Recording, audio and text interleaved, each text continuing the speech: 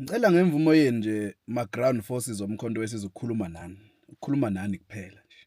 Ngiyaxolisa ukuthi uma ngifisa ukukhuluma nani ngizokhuluma la. Iyona ndawo enginayo phela mina ngikho ndawo kumkhonto but phela sawukhuluma la uqala umkhonto. Ngezwe nje sekuthiwa hayi manje uyilento ya TikTok hey nitshela nosopolitiki be-TikTok thina sipolitiki. Umkhonto wesizwe wathi mo announce nje uPresident Jacob Zuma sakuthatha siwu TikTok sawukhuluma la. Wenza izimanga. So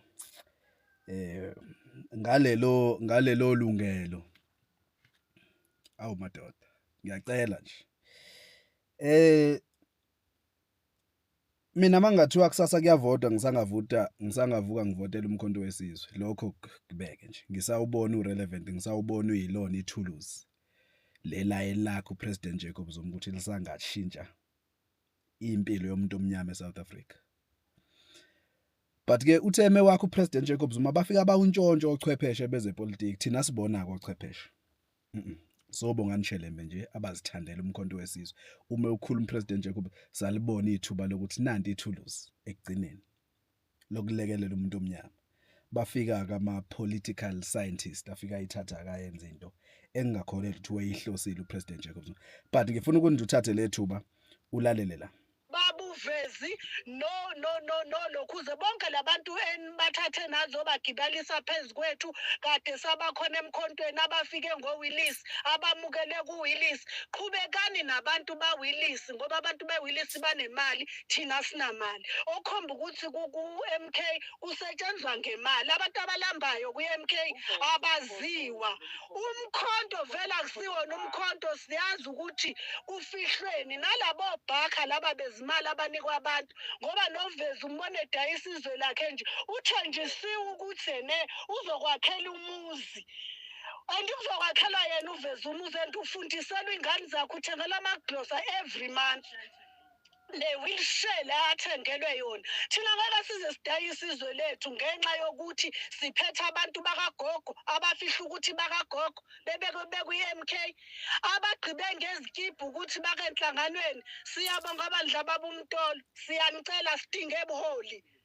asidinge buholi esizohlala nabo phansi masiqedela amaviyeni esinisendela wona sibamba imeeting labo bantu enthabe ezabambala soshutha izithombe sinibonise ukuthi sihleli la Umphakathi wasephatheni sizithathile isinqumo asidinge abantu abazosincenga nabazoloku bethene asiguquke senze u1 no2 akukho sesizoguquka manje ngeke siloku sidukisa abantu thina sikhathele sihlukunyeziwe kakhulu for 30 years kule kuthiwa kuzokhishwa ikhansela ephatheni namanje nani niza nanokuthi usinqobile okhomba ukuthi usebhadele phela usinqobile umfana kufanele abe PR umfana ofunwa abantu if usinqobile uwine ngabantu yini into enifuna thina nesibambisela kuyona ama-meeting ngoba hambani nabantu basinqobile awine ngalathi usinqobile une-majority yabantu umfana akanabantu siyekeni thina sihambe nabantu bomfana. Right ithi mhlawumbe kokugcina phela manje asisalandele umkhondo sesilandela ama-caucus lento-ke ebhedayo engingasayifuna and ngiyayesha mfethu now why ngikulalelise lezi zinto ngifuna ukukuvezela isizathu esasibanga ukuthi ngithi mina ukube bengiyi-high command or bengiyi-President Jacob Zuma bengeke ngivuma ukuthi i-MK party contest ama-local election.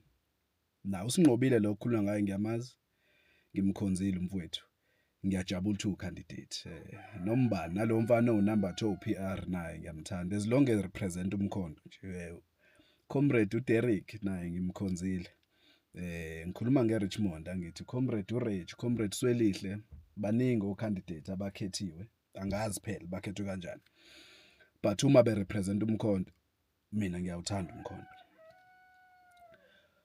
Ngabe khona into azoyenza usinqobile uma imeja njengekhansela ayikho khona into azoyenza ucomrade Rage ayikho khona into azoyenza uSwelihle ayikho hayi ngoba beyabantu ababhedayo ayikho into ezowenza uyikhansela noma iliphi uku-address inkinga zomuntu omnyama eSouth Africa akunandaba noma ngathi uyelala iphi iqembu isona sizathu esasizowenza ukuthi ngithi umkhonto wesizwe ungayi-contest i-local power ayishintshi lutho akhuluma ngalo uPresident Jacob Zuma uma ekhuluma ngomkhonto uma wawakhela ukushintsha iconstitution umkhonto wesizwe wawakhelwe ukubuyisa isithunzi sabantu ebantwini, wawakhelwe ukusireclaimela ama-resources wethu, wawakhelwe ukusibeka etafuleni elithatha i-decision, itafula elidetermine i-cost of living, wawakhelwa ukusinika ishare yethu kwi-economy ye-country yethu as Black South Africans, hayi imkhandlo.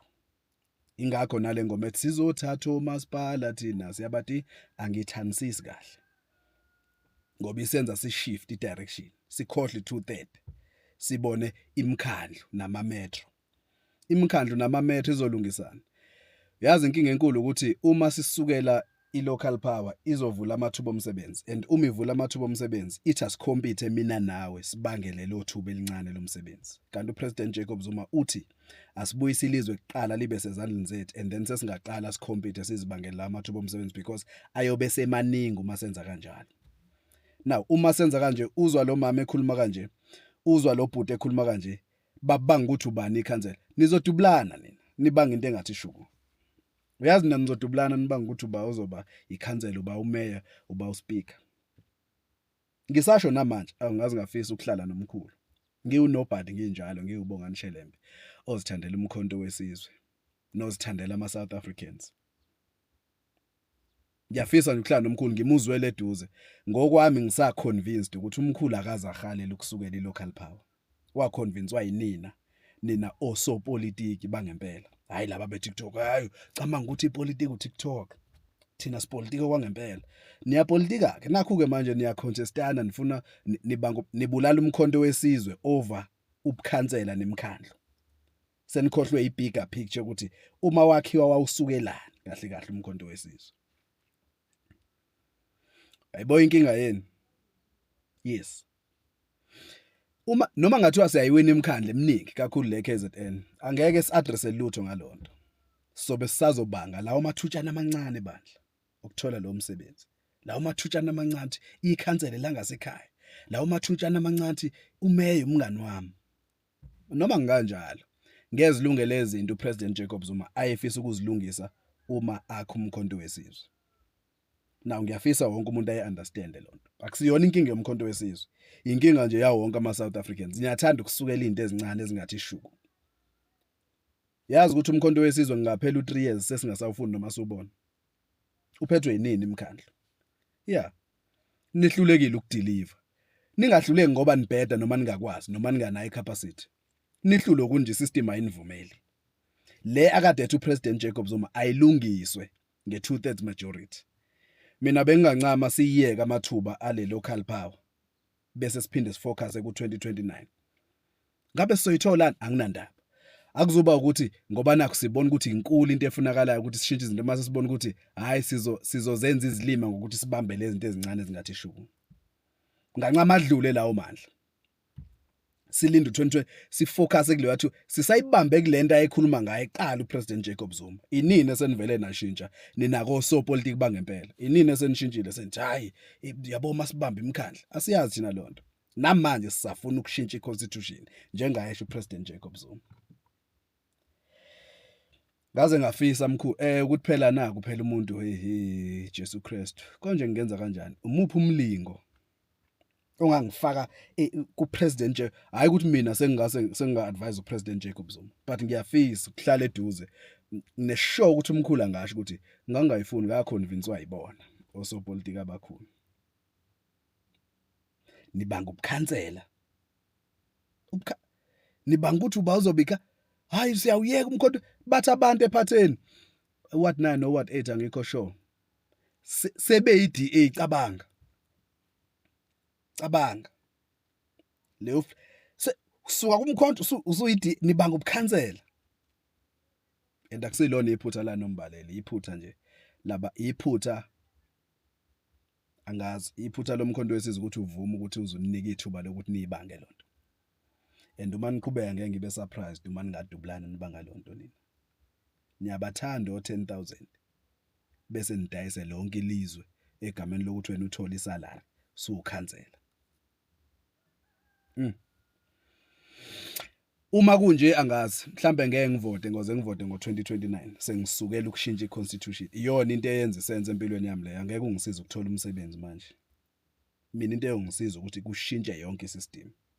sesiyoqala sibange emva kwalokho njengoba esho upresident.